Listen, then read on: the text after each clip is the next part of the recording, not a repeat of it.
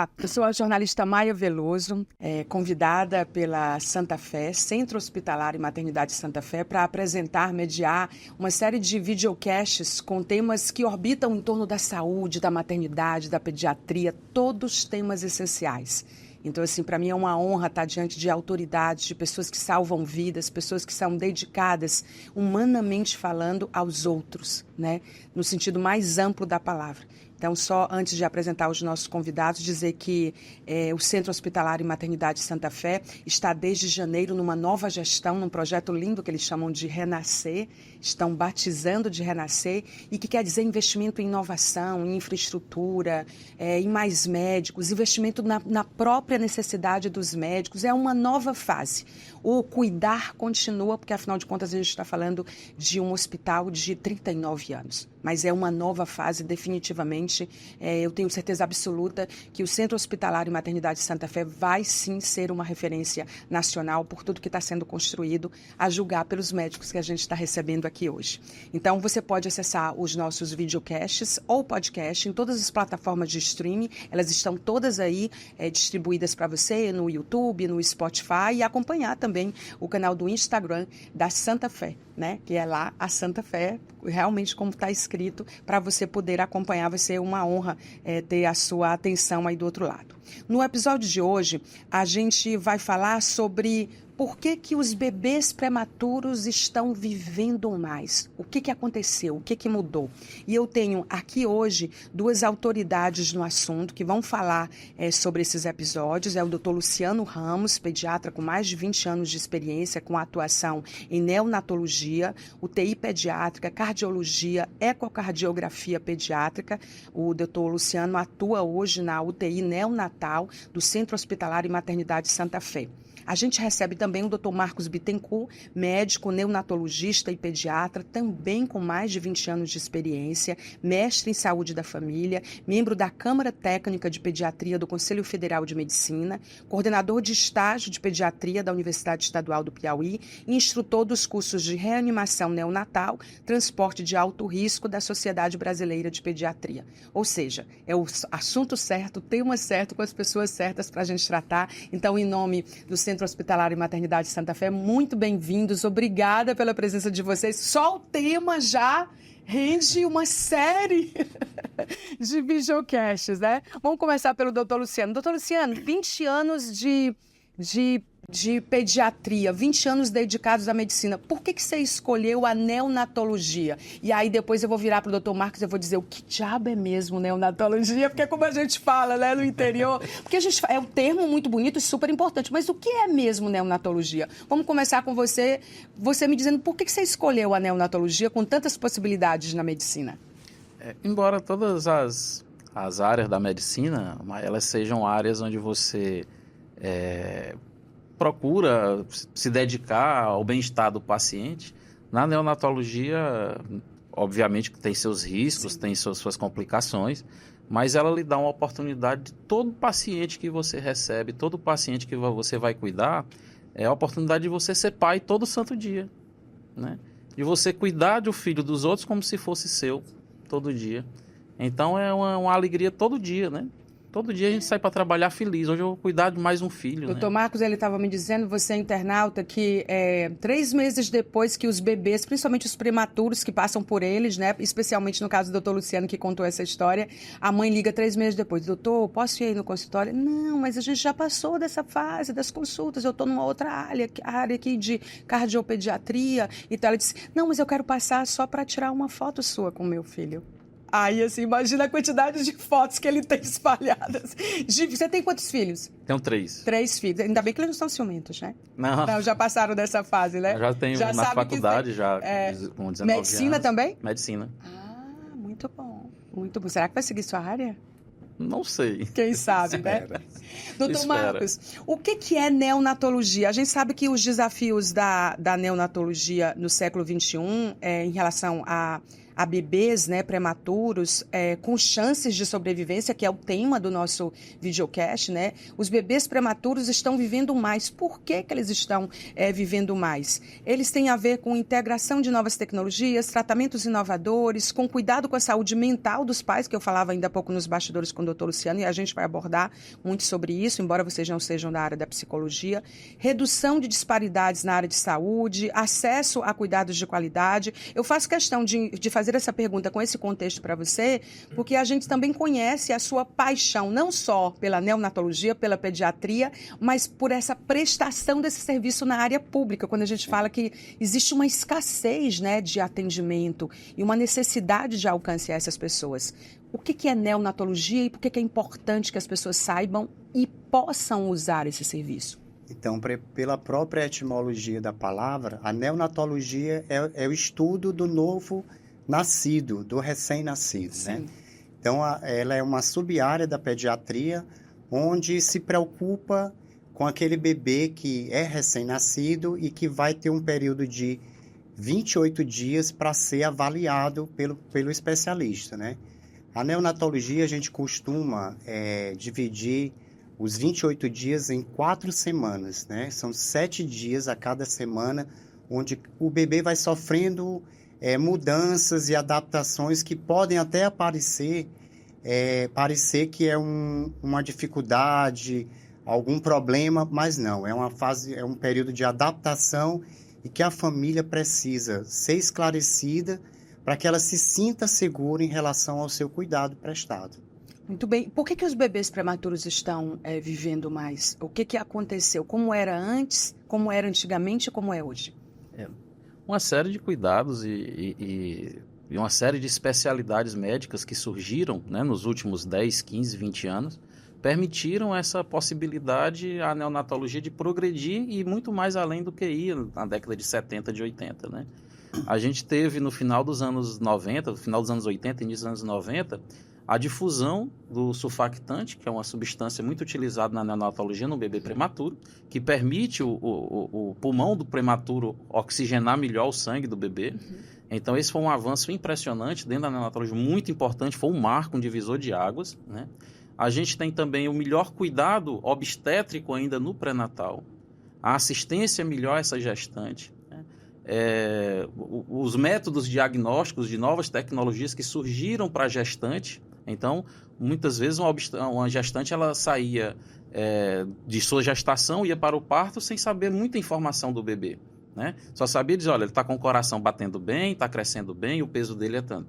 Hoje a gente já tem método diagnóstico que permite saber se o bebê vai ter alguma síndrome genética, a gente permite ver como está o desenvolvimento de cada órgão, né? Consegue fazer exames específicos do rim, consegue fazer exames específicos do pulmão, consegue fazer exame específico do coração. As evidências são muito mais robustas, né? Exato. Então, ela é melhor acompanhada. E quando o bebê nasce, como se tornou uma especialidade mais em voga, ou seja, todo mundo que tem um bebê de alto valor, porque eu demorei demais a engravidar, eu precisei fazer uma fertilização, precisei fazer uma assistência reprodutiva, então ela disse assim, eu quero um cuidado especial também com o meu filho. E daí começaram a se desenvolver novos cuidados com o bebê, várias frentes de trabalho, que a gente vai abordar depois, que é a história do menos é mais, né? Sim. De você cuidar melhor daquele recém-nascido, invadindo menos o recém-nascido para obter melhores resultados.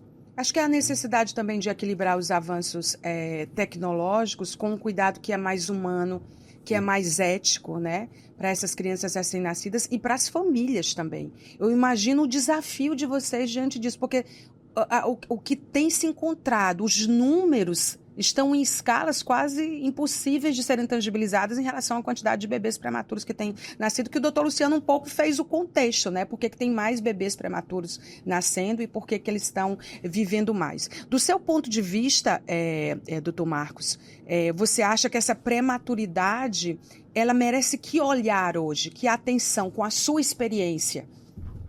Um cuidado individualizado. Porque até a década de 80, o bebê era visto de uma forma geral. Todo bebê que nascia prematuro, ele recebia o mesmo cuidado. E com o advento do método canguru, onde a gente individualiza o cuidado, a gente vê as necessidades de cada bebê e também de cada família, e presta aquele cuidado necessário. E isso tem evidências fortíssimas de que melhora a sobrevida desses bebês. Então, o cuidado individualizado, o não fazer porque se faz em todos, cada um recebe aquele cuidado necessário naquele momento em que ele necessita. A gente estava conversando antes, doutor Luciano, você me falava sobre essa nova ótica de cuidados, né, que o doutor Marcos mencionou aí, da melhoria desses cuidados, e você me falava como é importante estar de mãos dadas muitas áreas da medicina. E isso também foi um avanço, né? O multidisciplinar, ele veio com uma força em todas as áreas, mas particularmente na medicina é de uma riqueza capaz de salvar muitas vidas. Por exemplo, você me falava da medicina fetal, obstetrícia, neonatologia, tudo de mãos dadas, e você só citou algumas áreas. Queria que você falasse sobre isso. Antes o neonatologista era chamado para fazer uma sala de parto, Maia, e muitas vezes ele era tão surpreendido quanto a própria família do bebê possuir alguma malformação ou possuir alguma síndrome genética. Sim. E a partir de então é que ele ia raciocinar como ele deveria investigar esse bebê, como ele deveria conduzir esse bebê. Uhum. Hoje, com as informações, há um tempo muito hábil, muito rápido, né? E essa investigação durante a gestação, muitas vezes a gestante já chega para ti na sala de parto e diz: olha, meu filho vai nascer, já foi investigado, ele tem um problema cardíaco, ou ele tem uma síndrome genética, ou ele tem uma mielomeningocele, né, que é um defeito na coluna, né, que pode deixar o bebê, inclusive, sem conseguir caminhar, né? E quando ele nasce, já está com a equipe toda de retaguarda em sobreaviso. Diz: olha, vai nascer tal hora um bebê, tal dia vai nascer um bebê, e ele precisa operar nas primeiras 2 horas de vida. E a equipe já está a posto, na hora que o bebê nasce, que você comunica, eles já vão fazer a correção cirúrgica, reduzindo o tempo de internação hospitalar, reduzindo as sequelas para o bebê, reduzindo os danos. Tem até os bebês monitorados à distância, né? E tem, inclusive, alguns especialistas ou super especialistas, que às vezes estão em São Paulo e estão monitorizando em várias cidades do Brasil. Aqui em Teresina nós já tivemos também, onde eles vêm avaliar a condição neurológica do paciente. O paciente fica vídeo monitorizado aqui em Teresina, e lá em São Paulo eles ficam acompanhando alterações do eletroencefalograma, se o paciente está tendo convulsão subclínica, se tem convulsão clínica, ele está vendo pela imagem se o bebê está dando uma convulsão, e eles conseguem orientar à distância o profissional daqui. Diz: olha, precisamos aumentar a medicação, ou então reduza porque a atividade cerebral ficou muito baixa, né? Então aí ele fica dando, pela interpretação de um exame super especializado, ele fica te dando a orientação. Então você não precisa estar mais aquela informação agregada à sua especialização, ou seja, eu não preciso passar mais 2 anos me especializando ou 3 anos me especializando numa área, porque o colega consegue fazer isso à distância e vai me auxiliar aqui. É tão bacana isso, porque assim, tem uma humildade nisso, né? A gente não precisa saber sobre todas as coisas, né? Seja referência na sua área, isso é incrível que você falou. Você não precisa saber sobre todas as coisas, porque não dá tempo de saber e se manter atualizado em todas as coisas, né, doutor Marcos? Isso existe, o que o Luciano falou, é a antecipação dos riscos com uma equipe que vai cuidar no momento do parto. A consulta pediátrica no pré-natal, que é uma consulta que deve ser feita pelo pediatra com o bebê ainda dentro do útero. Isso é importantíssimo, doutor Marcos. Vai trazer esse cuidado para a família e a antecipação dos riscos, aumentando a sobrevida da criança e o prognóstico em caso de algum problema que possa ser resolvido prontamente. Porque tem muita coisa que dá para ser preditivo, né? Sim. A partir dos exames hoje. Hoje já. Você me mandou uma relação de temas que eu fui pesquisar. Eu sou dessas. Quando a gente estava... Tem aqui um tal de anticorpo monoclonal que é quase um trava-língua. Que é o... Me ajudem. O Palivizumab, que é um imunobiológico. Sim. Aí eu fui gente, eu vou atrás do que são esses imunobiológicos. Estava falando para o doutor Luciano antes, na pediatria, que eles previnem essas doenças, podem tratar doenças graves, né? Infecciosas, como meningite, hepatite, pneumologia. E o bebê prematuro, ele é uma zona de risco para todas essas coisas, né? E aí o doutor Luciano estava falando: Maia, hoje em dia os leites, a alimentação ali que claro que é o leite materno acima de tudo, por isso que a gente insiste tanto no leite materno, acho que vocês também vão falar sobre isso, mas assim, que ele vem já com esses imunobiológicos ou com todas essas vitaminas, substâncias, essas, né? E aí são medicamentos também que incluem vacinas, anticorpos monoclonais, aí que tem a questão dos fatores de crescimento, tem a questão do sistema imunológico dos pequenos, né? Porque se eles são muito miúdos, as crianças já são crianças pequenas, né? As crianças já são pequenas, mas os prematuros, eles são mais miudinhos ainda, né? Então, assim, tem que ter uma proteção que é muito eficaz, né? E que começa por aí, mas não se trata só disso. Eu vou deixar você falar do seu anticorpo monoclonal, porque eu amei, eu acho que vou botar o nome de uma nave espacial. Ou então eu vou batizar alguma coisa com esse nome desse negócio, para não esquecer mais nunca, porque ele é muito importante. Só te falando, a informação que o Marcos deu da consulta pediátrica na gestação, sim, é de uma fundamental importância, que a gente percebe algumas vezes, por exemplo, toda mãe, todo pai, quando engravidam, eles esperam um bebê Johnson. Desculpa eu falar a marca aqui, né? Sim, mas eles esperam aquele bebê gordinho, 3,5 kg, fofo, meigo e tal. E de repente ele se vê no meio de uma turbulência que é uma prematuridade, né? E essa consulta com o pediatra, ele já vai preparando a família. Disse, olha, a gente pode ter um bebê lindo, a termo, que vai ficar no apartamento com vocês, mamando no peito.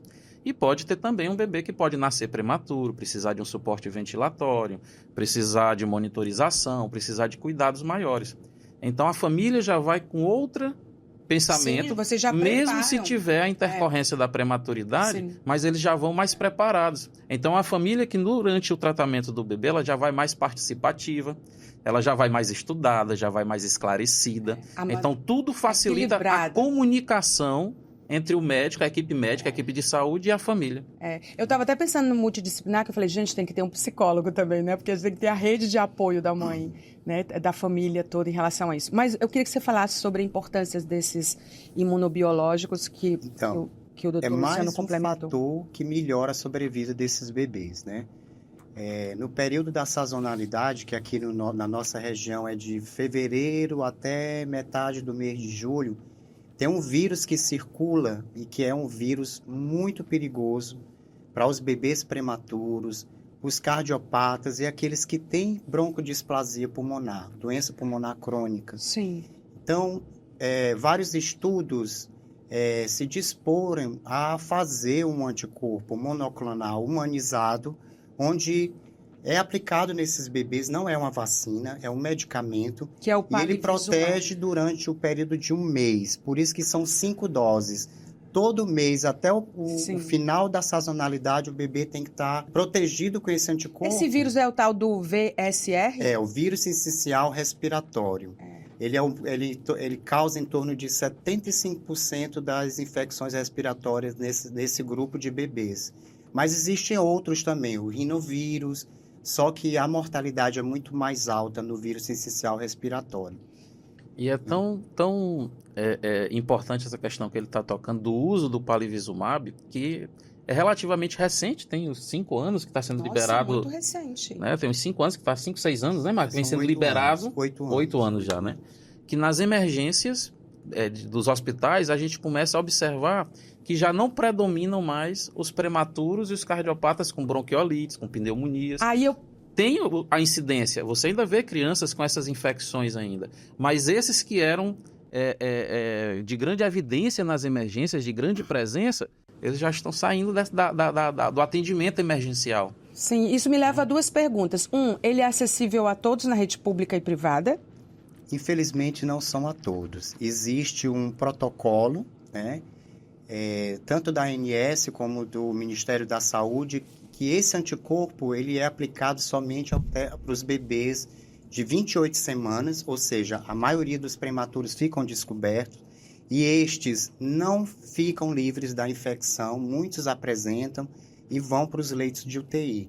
Então é uma luta nossa ainda para que seja estendido para os outros, além das 28 semanas, porque já os cardiopatas e os bebês com broncodisplasia pulmonar, estes recebem todos, Sim. mas os prematuros somente até 28 semanas. E a outra pergunta, e eu vou continuar com você, e depois quero ouvir também o doutor Luciano sobre isso, isso me leva a pensar na questão da mortalidade infantil. A mortalidade neonatal é muito grande ainda. Eu queria que vocês falassem sobre isso, porque assim, o que está sob o nosso controle, o controle das mães ou da família, o que está sob o controle dos médicos e da ciência, o que está sob o controle dos hospitais e o que não está sob controle de forma alguma. Como que a gente pode fazer uma abordagem para alertar, né, de alerta em relação à mortalidade neonatal? Começando com você, doutor Marco. Então, primeiro, o que leva à prematuridade? O que leva à prematuridade no nosso estado, um quarto dos bebês nascem prematuros. Em torno de 25% dos bebês são prematuros. Isso é um dado de 2021, provavelmente não houve muita mudança, continua assim. O que leva esses bebês a nascerem em condição de prematuridade? Infecção do trato urinário da mãe e hipertensão. Então, são as duas principais doenças que levam à prematuridade. Então, são doenças preveníveis. Então, na própria pré-natal, a gente pode reduzir a prematuridade. Então, a gente tem o controle nas nossas mãos. Mas, infelizmente, ainda nascem muitos prematuros. Muitos bebês que, por alguma questão, e aqui a gente não vai entrar nessa questão, que é um pouco polêmica, por que o pré-natal não consegue reduzir essas duas patologias para que os bebês não nasçam prematuros, né? Isso é uma ótima pergunta. E nascendo prematuro. Você vai responder, doutor Isso aí foi Luciano. uma coisa que a gente até abordou já hoje no começo, é a informação. A gente estava falando nos bastidores sobre isso. As mães, as famílias, embora tenham acesso a plano de saúde, tenham uma condição financeira para fazer seu parto. Doenças preveníveis, né, gente? Tanto a mãe que não tem muita informação, como até essa que tem a informação, elas, não sei se ignoram, né? Mas, ou então realmente não tem esse conhecimento, ela não sabe. Se eu tiver um cuidado a mais, eu vou evitar muitas complicações. Então, se elas forem abordadas ainda antes da gestação até, e durante a gestação, dos cuidados que precisam ter, ou seja, uma informação que elas precisam ter, sim, muito da prematuridade seria evitado. Muito da prematuridade. E não é com tecnologia, é com a tecnologia barata até, né? Que é só o medicamento. Isso leva ao que a gente estava falando as primeiras coisas que a gente estava conversando ainda há pouco, que você falava sobre o suporte ao recém-nascido do ponto de vista com a percepção de que o menos é mais. Aí eu pergunto, seriam primeiro as primeiras coisas, primeiro o básico que precisa ser feito? Eu queria que você falasse sobre isso. O ponto crucial é a gente tentar evitar a prematuridade. Esse é o ponto mais importante, né? Tentar evitar a prematuridade. Bom, mas aí já que eu não consegui evitar a prematuridade, o bebê prematuro chegou até nós. A gente tinha uma concepção, e eu falo da forma, a neonatologia de uma maneira geral, que é uma especialidade até nova, de 1900 para cá, né? Uma das especialidades mais novas que a gente tem.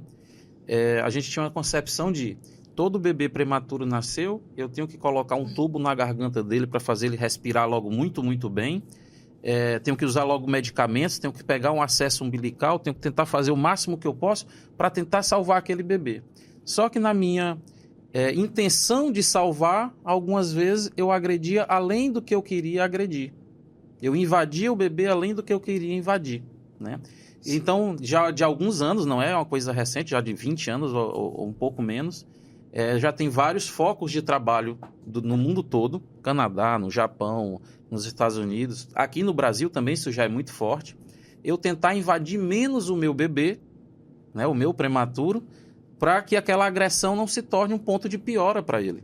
Sim. Então, só para a gente ter uma noção, para fazer essa medicação surfactante, antes era mandatório todo bebê eu colocar um tubo na garganta e fazer a medicação, ficar ventilando no balão, né, no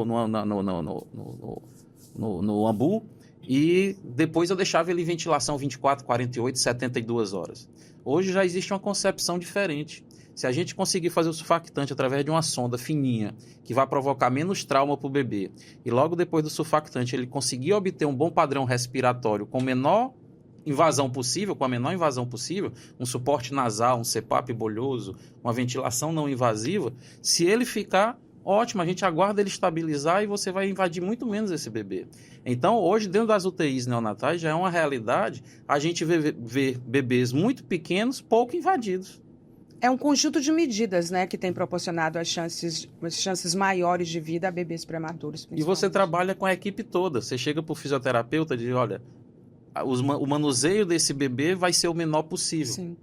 Chega para a equipe de enfermagem, para a enfermeira, para os técnicos de enfermagem e diz, olha, a troca de fralda não vai ser feita a cada 2 horas ou a cada 3 horas, vai ser só feita a cada 6 horas. O manuseio do bebê vai ser o menor possível, né? E isso é uma coisa que eu percebo demais no comportamento profissional do Marcos, é a fiscalização de toda a equipe. Engraçado, eu olho para você, doutor Marcos, e eu vejo isso, sabia? Eu acho que você é daqueles que todo dia acorda e diz, Deus mora nos detalhes. Sim. Aí eu vou lá, você vai lá, aí você faz o cheque de todo o processo. Ele chega e diz, olha, eu vi que você não lavou as mãos de forma adequada. Ou eu vi que o seu manuseio para trocar a fralda poderia ser menos grosseiro, você poderia ser mais delicada com o bebê, né? Não tem como clonar você não, doutor Marcos? A gente não tem como, tem já, né? A experiência, a gente vai passando a nossa experiência de uma forma que a equipe aceite a orientação. Sim. E que ela multiplique o cuidado. Por exemplo, o que eu acho inadmissível é permitir visita a bebês prematuros. Visitas que podem levar a uma infecção, visita que pode ter uma pessoa gripada. Mesmo que aquela criança esteja, a cara dele ali, ele já... Não, faz pra ali, pra câmera. Nunca, né? Visita a bebê prematuro, nunca. Não é bem assim. Já foi, há muitos anos, já se pensava que era a visita que trazia infecção para os bebês. Não é? Não é. Somos nós, doutor os profissionais Luciano, de saúde. Ou discorda? Eu sempre peço, Mike, que os pais tenham acesso ao bebê e eles possam tocar o bebê, né? Quando o bebê já está estável e tudo mais, eu não me incomodo. Até 1º grau, ok. Depois não. Pai e mãe, né? Depois aí eu já não recomendo muito, principalmente nos primeiros dias, um bebê prematuro extremo, né? Sim. Existe uma curiosidade mórbida em todo ser humano. Então, todo mundo que diz assim, nasceu um bebê de 800 gramas, eu quero ver como é. Então, tia que não tem muita afinidade nem com os pais, ela quer ir lá, né? A madrinha do bebê quer ir ver o bebê. Doutor Marcos permite, doutor Marcos? Permito. As evidências científicas, elas mostram que a infecção do recém-nascido ela é causada pelo profissional de saúde. Até as bactérias que os pais levam para a unidade são bactérias que vão competir com as bactérias da unidade e vão ganhar a briga. Então, hoje, o cuidado maior é a lavagem das mãos. E quem vai manipular os bebês tem que ter a consciência de que o bebê precisa estar estéril em relação ao que tem fora de uma incubadora, né? A incubadora, ela está ali, ela serve de aquecimento para o bebê, mas ela não isola totalmente o bebê do ambiente. Um profissional de saúde que toca na parte externa da incubadora e não tem o cuidado de lavar as mãos, quando vai colocar ou higienizar com álcool gel e vai tocar o bebê, ele está contaminando o bebê, né? Então, essa preocupação que a gente tem no contato com o bebê é uma preocupação fundamental para a sobrevida. A bactéria do hospital é uma superbactéria. É uma superbactéria. Porque ela tem todas. E a dos pais não é. Então, assim... E nem dos familiares, e nem dos vizinhos. Não é. Nem do hospital é maior e a gente Nossa, que polêmico isso, em contato com... Olha, mas eu vou lhe dizer, polêmico. se eu fosse mãe, na dúvida, não entra ninguém. Entra o pai e a mãe. Então, a filha é minha, o filho é meu, vai entrar meu marido e quem tiver mas comigo... Mas o correto é pensar assim, se for um filho meu, eu vou fiscalizar o profissional que vai cuidar dele para que ele faça a assistência com qualidade. Mas aí o doutor Marcos vai fazer isso. O doutor Marcos vai fazer isso. Se for a minha decisão, eu vou dizer, não entra ninguém. Mas não tem problema entrar. Né? O problema não é a entrada, é a manipulação, a assistência que aquele bebê vai receber. A questão da relação entre o aleitamento materno e o desenvolvimento de bebês prematuros. Eu queria que vocês falassem sobre isso, porque, assim, amamentar uma criança, né, ela tem todos os benefícios. A gente tem visto campanhas globais em relação a isso. Elas têm surtido efeito? Existe já uma aceitação, uma clareza, um entendimento sobre isso? E qual é a potência desse leite materno no sentido do desenvolvimento de bebês prematuros? É importante. O aleitamento materno, em toda a idade, ou se o bebê é de termo, é prematuro, ele é muito importante. Para você ter ideia, o método canguru, que foi um método desenvolvido na década de 90, lá na Colômbia, em Bogotá, por 2 pediatras, porque as UTIs eram superlotadas de bebês, e colocavam 2 bebês numa mesma incubadora e eles morriam de infecção. Então, eles passaram a tirar esses bebês e botar em contato pele a pele com a mãe. Sim. A mãe servindo de incubadora, né? Incrível. E isso foi tão importante no aumento da sobrevida que foi chancelado pela Organização Mundial de Saúde como um método que tem evidências A1 que aumenta a sobrevida dos bebês prematuros. Foi que eles estudaram. Eles perguntaram por que existem mamíferos que parem seus bebês prematuros e eles sobrevivem. Aí eles foram estudar o canguru. Porque o canguru, ele pare os bebês prematuros. E a mãe canguru, ela tem 3 pares de mamas. As mais inferiores, ela vai amamentar aquele bebê prematurinho naquelas condições em que ele se encontra. E ele vai ganhando peso, aí ele vai mamar agora as mamas do meio, que tem constituintes do leite necessário para aquela idade gestacional. No final, as últimas mamas, ele já coloca a cabecinha para fora, porque ele já está com um controle térmico melhor, ele já está respirando com mais segurança, e aí ele já está já pode se comunicar com o meio ambiente. Então, e o ser humano foi feito, as mães, nós mães, já com uma mama só. Com tudo isso, com todas as fases, né? Não, a mamãe que pare um bebê com 27 semanas, ela não tem... o seu leite é produzido para aquele bebê de 27 semanas. Se ela tiver o leite, né? Mas ela vai criar o leite, porque o estímulo para criar o leite é a massagem... Toda a fisioterapia. A gente entrevistou a fisioterapeuta de lá do Centro Hospitalar e Maternidade Santa Fé, genial. Ela esclareceu muito sobre isso. Como que você produz, como que você trata, como que você A indução da lactação, ela vai depender muito do desejo de amamentar e do toque na mama. É fantástica a natureza, né? E cada bebê prematuro tem seu leite daquela mãe. Por exemplo, se ele nasceu de 32 semanas, a mãe vai estar produzindo leite para um bebê de 32 semanas. A de 36, 37, 38 semanas, cada mãe tem o seu leite. Então, a informação é fundamental. Se a mãe nutre o desejo de amamentar o bebê, você conseguir uma parceira excelente para vencer a prematuridade. Sem dúvida. E isso me leva a um outro questionamento, que é a questão que a gente sabe que a medicina ela tem feito progressos nessa área de tratamento precoce, de complicações em relação aos prematuros. Existem aquelas complicações que são mais comuns? Outra pergunta. Quais são um bebê prematuro? Se acompanha até quando? Um bebê prematuro, ele fica com sequelas? Então, são 3 perguntas diferentes, mas todas encaixadas numa vertical só. Começo com você, doutor Luciano. Bom, a gente sabe que algumas situações vão impedir do bebê ser amamentado pela mãe. Às vezes a mãe ficou numa condição muito grave, foi para a UTI, ela não está recebendo o estímulo de lactação. E a gente vai ser obrigado a oferecer fórmula para esse bebê. Principalmente num país, no estado como o nosso, onde nós temos apenas um banco de leite humano, né? E a produção de leite humano, ou seja, o tratamento nesse banco de leite, que é através das doações, ele supre parcialmente a necessidade do local onde ele ocorre, que é a maternidade pública, né?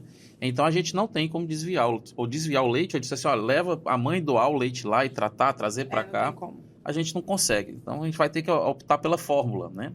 E isso a indústria vem desenvolvendo fórmulas cada vez, embora seja leite de vaca, né? Não é leite humano, é leite de vaca, mas ele cada vez mais adaptado a ter um teor parecido com o leite materno. E os imunobiológicos também nele, né? E aí vem os probióticos que são acrescidos às fórmulas, né? Para melhorar a imunidade desse bebê, né? Então, nessas situações específicas, pontuais, a gente vai precisar recorrer a esse recurso, né?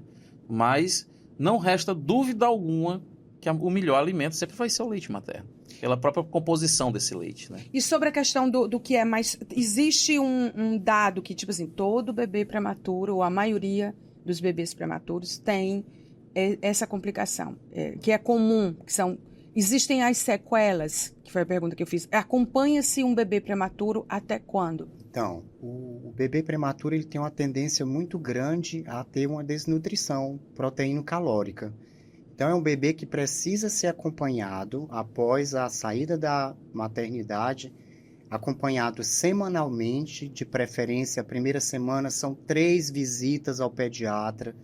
Na segunda semana, após a saída da maternidade, 2 visitas. E na terceira semana, após a alta, pelo menos uma semana, uma visita ao pediatra regularmente. Para quê? Para que seja acompanhado o manejo do aleitamento materno, o ganho de peso, a necessidade da intervenção de outro profissional para que esse bebê tenha um crescimento e desenvolvimento adequado.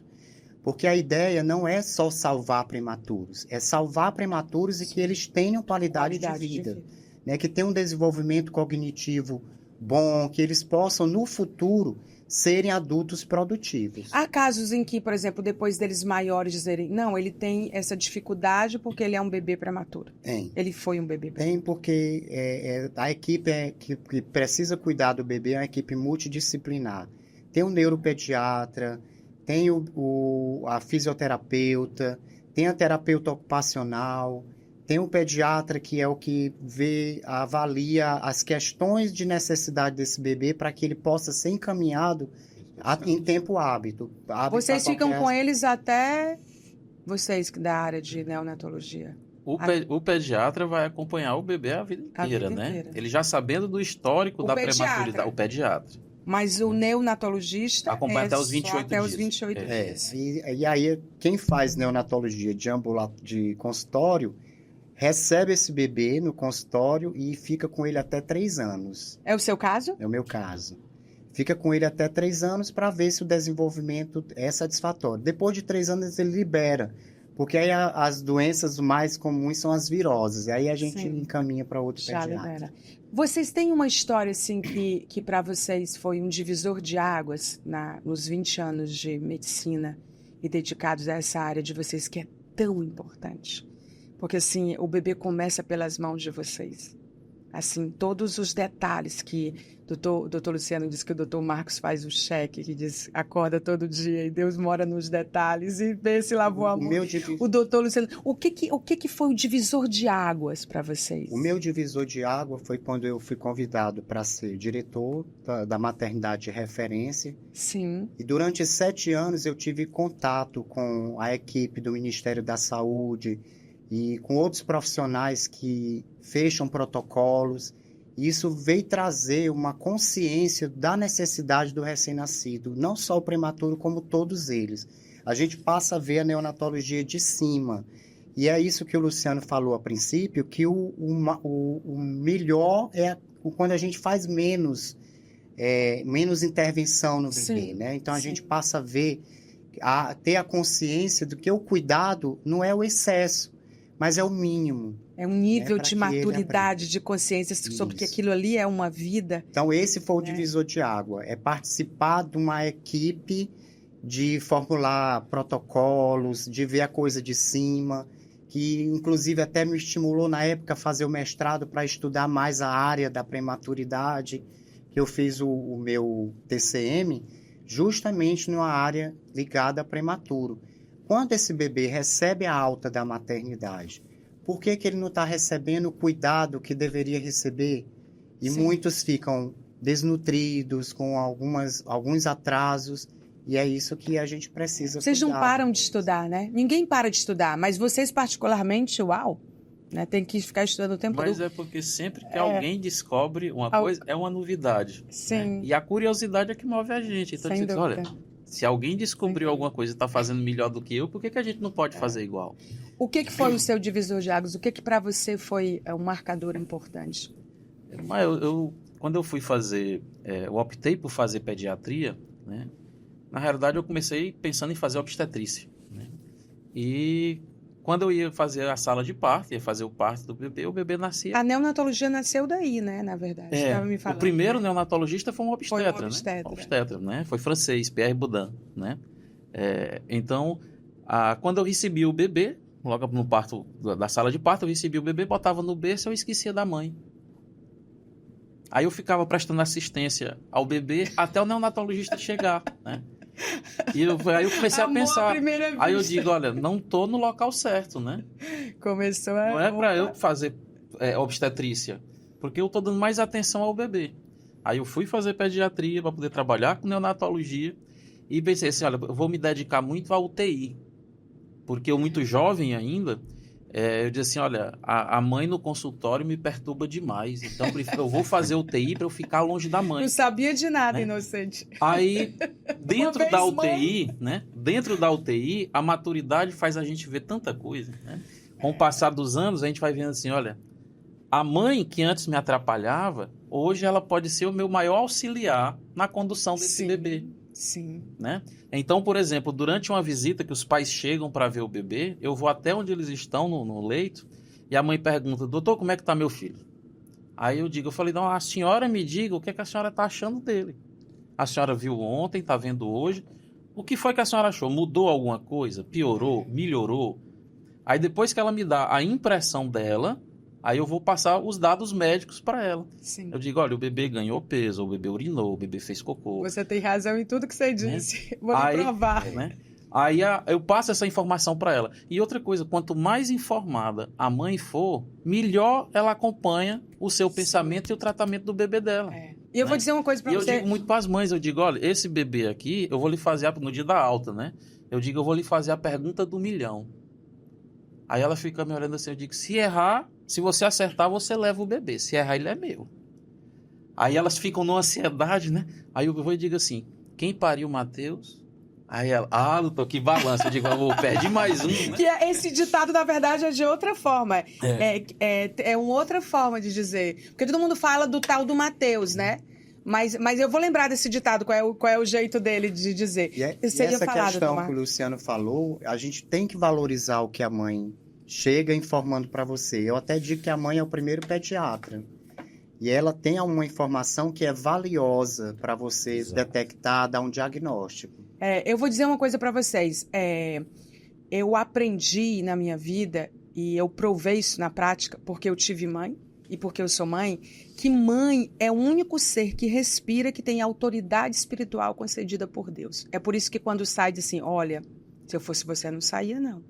E sai e tem um problema. E ele, tipo, você que azarou a minha história, você me jogou a praga, Por isso que a gente fica dizendo que as mães têm que ter cuidado com o que elas falam em relação aos filhos. Porque elas têm uma autoridade em relação a isso. Então, assim, é inexplicável o que a gente sente como mãe, o que a gente que a gente antecede. O que é entregue pra gente de antecedência na nossa mente em relação ao nosso filho. Tô certa ou não estou, mãe? A mãe da esposa do Dr. Marcos que tá aqui, Mariana, que está aqui de camarote. Você também, vamos criar, Sara. Você também pode ver a gravação do videocast da Santa Fé. Faça sua inscrição e venha para cá, para esse estúdio maravilhoso que a gente grava, que é da Faculdade 7. E aí, gente, eu queria que vocês me falassem para a gente já ir encerrando. Em que página, na opinião de vocês, eu estou diante de duas autoridades, né, que tem assim, realmente muita experiência na área que vocês atuam. Em que página vocês acham que nós estamos em relação à Santa Fé hoje? Hoje, Centro Hospitalar e Maternidade Santa Fé, ele está vivendo uma nova fase depois de 39 anos. Então, desde janeiro, a professora Tânia Sampaio é a gestora, né, a CEO desse projeto, tem investido muito em obras de infraestrutura, em tecnologias, em colocar as coisas em ordem para poder trilhar um caminho de fazer esse Centro Hospitalar e Maternidade Santa Fé ser uma referência. Queria a percepção de vocês em relação a isso. O que vocês reputam importância? O que vocês acham que é importante fazer? Que página nós estamos nesse Centro Hospitalar e Maternidade que é tão importante para o estado do Piauí? A Santa Fé, historicamente, Maia, o Marcos está aqui já acompanhando a gente há muitos anos também, historicamente ela sempre fez muito pela obstetrícia e pela neonatologia em Teresina. Sempre fez muito, né? Mas a professora Tânia, quando ela entrou para a Santa Fé, agora recente, ela nos mostrou claramente uma coisa extremamente importante, né? Não é o que eu estou fazendo, é o que eu vou fazer, né? Ou seja, é onde eu quero chegar. Isso foi uma coisa que ela deixou bem claro na reunião que ela teve conosco, que ela disse assim, eu não quero só fazer o que todo mundo faz, né? Eu quero estar à frente, eu quero fazer mais. Tá? Então essa é uma coisa que a gente percebe muito, o clima hoje dentro da clínica é esse, de que a gente pode crescer e pode fazer muito mais. Tem muitas coisas que pela nossa própria formação a gente diz assim, olha, eu gostaria tanto de fazer um método canguru aqui dentro da Santa Fé, eu queria ter um espaço reservado para isso, eu queria ter um banco de leite. Eu queria... Então são muitos sonhos, né? Que a gente acha que assim, olha, não é muito viável, nosso porte é pequeno, mas ela diz assim, olha, é um sonho, nós vamos caminhar para tornar esse sonho realidade. Então, isso pode ser possível, nós vamos trabalhar para que sim. Se vai depender do nosso esforço. Sim. Né? Então, a gente está empenhado agora de trabalhar por esse pensamento dela. Então, eu vejo essa nova gestão da Santa Fé simplificando numa única frase: o renascimento de um novo nascer. Pronto, eu acho super importante que se diga isso, e parece simples, mas o simples é fazer as primeiras coisas, né? Que nós falamos tanto aqui, que a professora Tânia tem essa clareza com leitura de cenários, com respeito ao ser humano, de fazer realmente um serviço e um tratamento e um atendimento humanizado, e também de qualificar acima de tudo as pessoas. Ela é você da gestão, faz o cheque. Toda vez que eu olhar para você agora, eu vou me lembrar disso, doutora Luciana. E para encerrar, eu queria que vocês deixassem... Vamos pensar que nós estamos sendo assistidos por uma internauta que está grávida, uma que sabe que vai ter um bebê prematuro por causa dos exames, que hoje já detectam, e uma que nem sabe, porque muitas não sabem, né, doutor Marcos? Doutor Marcos que atua nessa área que é maior por causa do serviço público e tudo. O que dizer para essa mãe em relação a um bebê prematuro? Queria que vocês pensassem assim, eu tô olhando para uma mulher grávida. Então, assim, o que traz conforto a ela? Maia, mas aquela que não sabe, ela precisa ouvir isso? Sim, se você tiver um bebê prematuro, eu queria, porque assim, eu estou diante de dois feras nessa área, que tem muitas... Vocês falaram de todas as coisas. Aliás, a gente deixou de perguntar alguma coisa? Abordar alguma coisa que vocês consideram importante? Eu sempre encerro minhas entrevistas assim, eu deixei de perguntar algo, porque às vezes a gente deixa de perguntar. Então, o que dizer para essa... A prematuridade, Maia, antes de responder a tua pergunta, a prematuridade, ela, apesar de tanto esforço, tanto empenho em a gente cuidar do bebê prematuro, a gente sabe das complicações que esse prematuro pode ter, não é que ele vá ter, mas que ele pode ter, da parte neurológica, da parte oftalmológica, da parte respiratória, do desenvolvimento desse bebê posteriormente. E isso é uma coisa que a gente sempre trabalha com muita clareza com todas as famílias, né? Então, já existe uma rotina criada dentro da neonatologia, não fomos nós que criamos, é uma rotina que já existe, da investigação da hemorragia intracraniana do prematuro, do desenvolvimento da displasia broncopulmonar, que é um processo inflamatório do pulmão do bebê prematuro, né? Existe a investigação da retinopatia da prematuridade, aqueles bebês abaixo de 34 semanas que podem fazer sangramento na retina e levar à cegueira, né? Então, existe uma série de complicações, mas que a gente procura orientar o máximo que a gente pode a mãe sobre essa possibilidade. Complicações, às vezes, infecciosas, como a enterocolite necrosante, que é gravíssimo, alto risco de mortalidade desse bebê prematuro, mas a gente procura conversar com a mãe, esclarecendo ela o máximo que a gente pode, mas com um ponto crucial, que a gente nunca perder a fé e esperançar de que a vida vai dar certo. Isso é super importante, trazer esperança. E você, doutor Marcos, o que dizer? Eu quero dizer para o público que procura o Centro Hospitalar e Clínica Santa Fé que nós estamos nos aprimorando para trazer uma assistência melhor e de maior qualidade para os bebês de termo e para aqueles prematuros que vão adentrar as portas de uma UTI neonatal.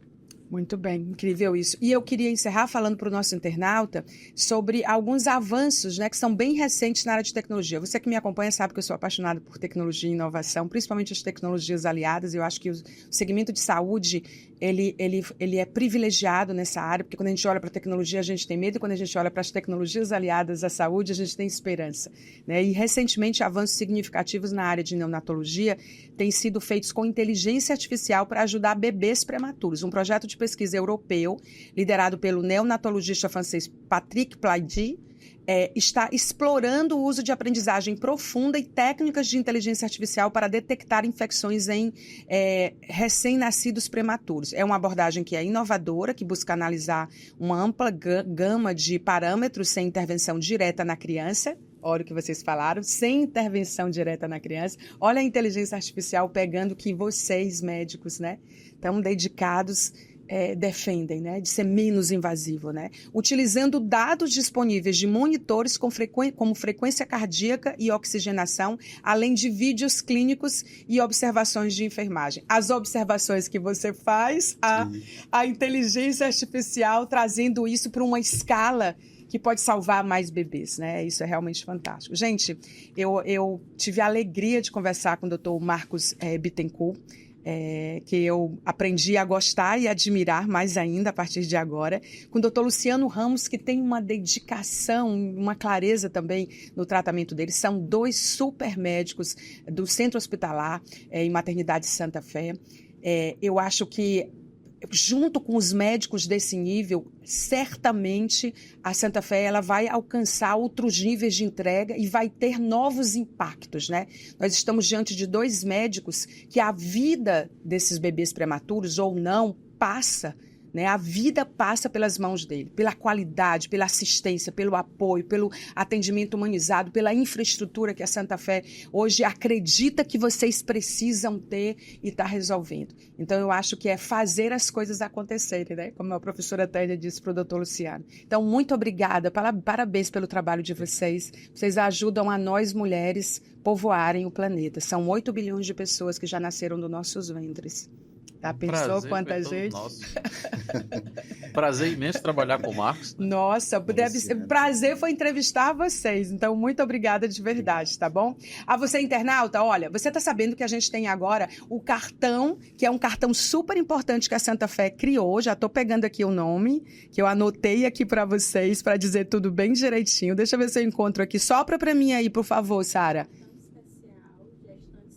Cartão Especial Gestante Santa Fé. Olha, na hora que ela falou, eu encontrei aqui. Cartão Especial Gestante Santa Fé. Eu ia falar Cartão Santa Fé, que é como eu tenho falado, mas é importante a gente dizer como você vai buscar. É Cartão Especial Gestante Santa Fé. Esse cartão vai permitir que você faça o planejamento do seu parto ou das suas cirurgias, porque a Santa Fé, ela vai passar a ser referência também em outras áreas, como cirurgia plástica e outras áreas também. E também tem uma rede de convênios que é muito potente com outras empresas, farmácias, academias, clínicas de estética, é muita coisa. A gente está falando de uma mente que precisa ser estudada, que é da professora Tânia Sampaio. Então, ligue para Santa Fé, os números estão aí no seu vídeo, tá?